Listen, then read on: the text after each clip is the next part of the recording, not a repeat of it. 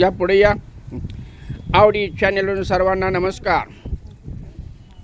ओंकारचे वडील गोरख महाराज ज्योतिबाची भिक्षाफेरीसाठी आता बाहेर पडत आहेत. त्यांचं पूजन करून त्यांना देवदर्शनासाठी घेऊन जात आहेत. आजच या ज्योतिबाच्या सासनकाठीचा त्यांनी प्रसाद ठेवलेला आहे. हे नवदाम्पत्य या ठिकाणी दर्शन घेत आहे. चिरंजीव ओंकार आणि सौका आकांक्षा या त्यांचं दर्शन घेत आहेत, आशीर्वाद घेत आहेत.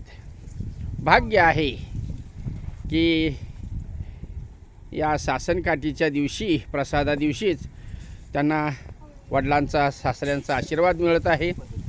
माझ्या देखील ह्या कार्यास शुभेच्छा आहेत. भगवंतानं ह्यांच्यावर अशीच कृपादृष्टी ठेवावी, यांचा प्रपंच सुखासमाधानाचा करावा हीच ज्योतिबाराया चरणी आवडी चॅनेलची प्रार्थना. आता नानाश्री नजीकच्याच मंदिरामध्ये जाऊन एक 5 घरं भिक्षा मागून आणून त्याचा प्रसाद करून ते या ठिकाणी आलेल्या पाहुणे मंडळींना दान करणार आहेत.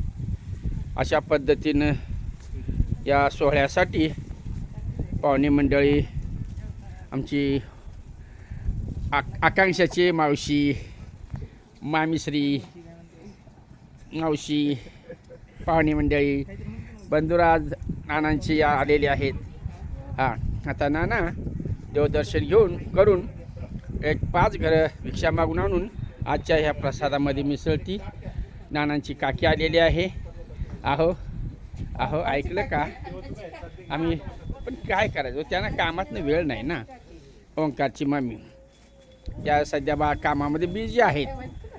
जरा इकडे बघा हो. बघू दे ना. ठीक आहे. आता या ठिकाणी सत्यनारायणाच्या पूजेचं आयोजन केलेलं आहे. महाराज ह्या ठिकाणी आलेले आहेत. अशा पद्धतीनं सत्यनारायण पूजेचं सुशोभन केलेलं आहे.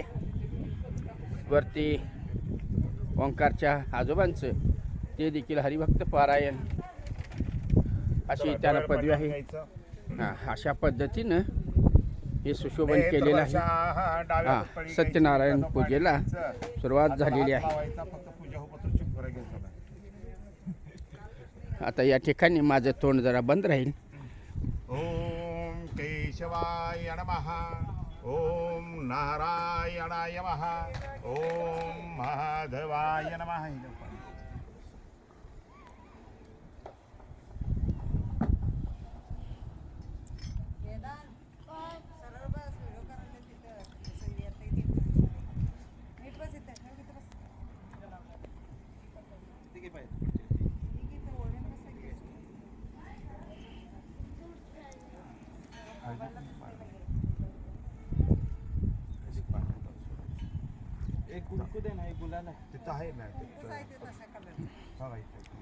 ठीक आहे.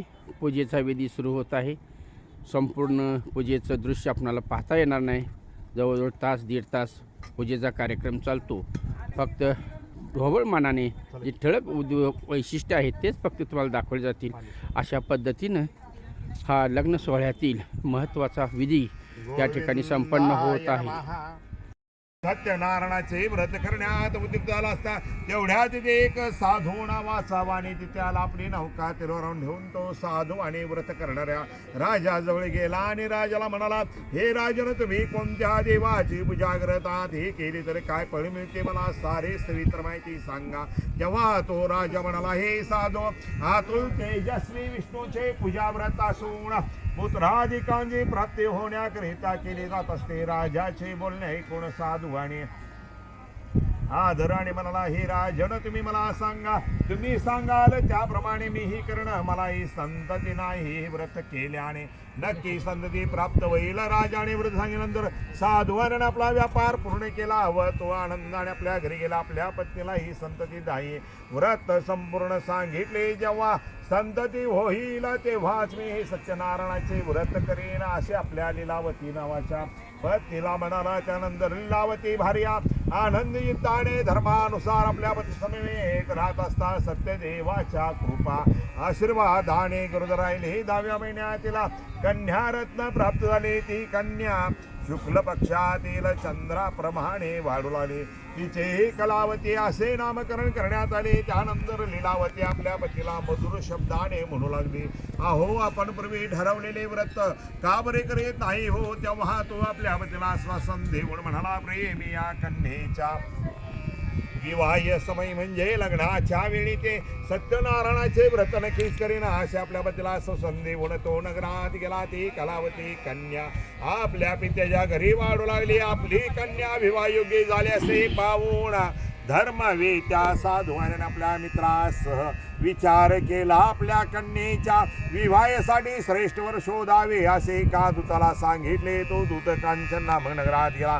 त्या नगरातून तो दूत एका वाण्याच्या पुत्राला घेऊन आला. सुंदर सद्गुणी वणीपुत्राला पाहून आपल्या कन्येचे विधीपूर्वक दान देता झाला. दुर्दैव्याने कन्येच्या विवाह समय म्हणजे लग्नाच्या वेळी सुद्धा उत्तम व्रताचे विसरून झाले. त्यामुळे प्रभू सत्यनारायण देव त्याच्यावरील दृष्टाने त्यानंतर आपला व्यापार उद्योग कुशल असा असणारा साधू आणि काल प्रेरित होऊन आपल्या जावयासह व्यापाराने निघाला. लवकर समुद्राजवळ असलेल्या रत्न स्वार नावाच्या रम्यपुरास गेला. श्रीमान जावयासह व्यापार करून आला. ते चंद्रकेतू राजाच्या नगरीत गेले. त्यावेळी प्रभू सत्यनारायण यांनी तो साधू आणि आपल्या प्रतिज्ञेपासून भ्रष्ट झाला असे पाहून त्याला मोठे दारुण्य दुःखडीन होईल असा शाप दिला. एके दिवशी असे झाले की जे ते सासरे जावई दोघे व्यापारी राहत होते. तिथे राजाच्या वाड्यात चोरी करून एक चोराला आपल्या मागून दूते तसे पाहून भयभीत झालेल्या त्या चोराने चोरलेले धन जे ते साधू आणि व जावई राहत होता तेथे ठेवले व चटकन ते लपला. तेवढ्यात राजाचे दूत आले. त्या दोघांच्या जवळ राजाचे धन असे पाहून तो साधू आणि वणीपुत्र जावई यांना बांधून हर्षाने धावत जाऊन सांगितले, महाराज दोन चोर आणलेले आहे. त्यांना पाहून काही राजाने आज्ञा दिल्यानंतर भारता विचार चौकशी न करता त्या दोघांना मोठ्या किल्ल्यात कारागृहात डांबून ठेवले गेले. सत्यदेवाच्या मायेमुळे त्याचे म्हणणे कोणी ऐकून घेतले नाही. त्याचे सर्वधनी चंद्रकेतू राजाने जमा केले. इकडे साधू आणेच्या घरी जे काही धन दौलत पैसा अडका होता तोही सर्व चोराने लुटून नेला. त्याची पत्नी लीलावती अतिशय दुःखी होऊन संकटे येऊन गांजून जाऊन ताण व किरणे पीडित होऊन अन्नाची भ्रांत पडवून घरोघरी भडकू लागली. कलावती रोज सर्वत्र तशीच भडकू लागली. एक दिवस भुकेने व्याकुळून ते एका ब्राह्मणाच्या घरी गेले असता ते कथा ब्राह्मणाच्या घरी गेले असता ते बसून कथा श्रवण करून मनोमन नारायणावर मागितला. प्रसाद मिळाला. तो भक्षण करून रात्री उशिरा घरी गेली. तिच्या आईने कलावती सप्रेमाने विचारले, आघ मुली तू रात्री उशिरापर्यंत कोठे होती? तुझ्या मनात काही ते सांग. कलावती कन्यायला लगेच म्हणाली, आई मी रात्री का ब्राह्मणाच्या घरी इष्टसिद्धी देणारे सत्यनारायणाचे व्रत केलेले पाहिले आहे. ते मुलीचे बोलले ऐकून वणिकाची पत्नी आनंदाने सत्यनारायणाच्या पूजेच्या तयारीस लागली. तिने आप्तबांधवास सत्यनारायणाचे पूजन केले. पती जावई माझ्या घरी लवकर परत येऊत. माझ्या पतीचे व जावयाच्या अपराध क्षमा करावीत असे सत्यदेवाला वारंवार प्रार्थना केली.